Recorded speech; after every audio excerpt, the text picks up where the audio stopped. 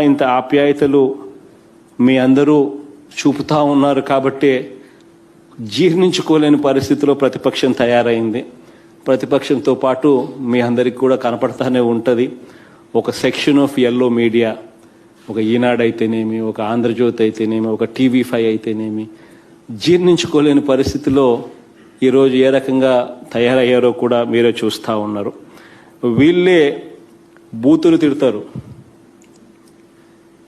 ఎవరూ కూడా మాట్లాడలేని అన్యాయమైన మాటలు, అన్యాయమైన బూతులు. బహుశా నేను ప్రతిపక్షంలో గతంలో ఉన్నాను, కానీ ఏ రోజు కూడా ఇటువంటి మాటలు బహుశా ఎప్పుడు ఎవరు కూడా మాట్లాడిండరు. అంతటి దారుణమైన బూతులు వీళ్ళే తిడతారు.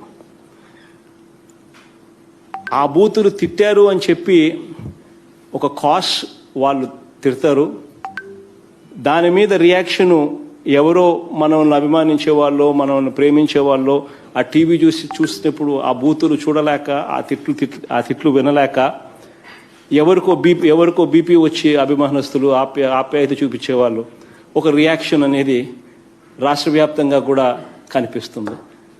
ఆ రకంగా వైషమ్యాలను క్రియేట్ చేసి, ఆ రకంగా కావాలని తిట్టించి, కావాలని వైషమ్యాలను క్రియేట్ చేయించి, తద్వారా రాజకీయంగా లబ్ధి పొందాలని చెప్పి ఆరాటం మన కర్మ కొద్దీ ఈరోజు రాష్ట్రంలో కనిపిస్తూ ఉంది. అబద్ధాలు ఆడతారు, అసత్యాలు ప్రచారాలు చేస్తారు, వంచన కనిపిస్తుంది. ప్రతి మాటలోనూ, ప్రతి రాతలోనూ అబద్ధాలతో మోసం చేసే వక్ర బుద్ధే కనిపిస్తుంది. మత విద్వేషాలను కూడా రెచ్చగొట్టడానికి కూడా ఏమాత్రం కూడా వెనకాడరు. కులాల మధ్య చిచ్చు పెడతారు, మతాల మధ్య చిచ్చు పెడతారు, ఇష్టం వచ్చినట్టుగా కూడా చేసే కార్యక్రమాలు చేస్తారు. వ్యవస్థలను పూర్తిగా కూడా మేనేజ్ చేయబడతా ఉన్న పరిస్థితులు కూడా మన కళ్ళ ముందరనే కనిపిస్తూ ఉన్నాయి.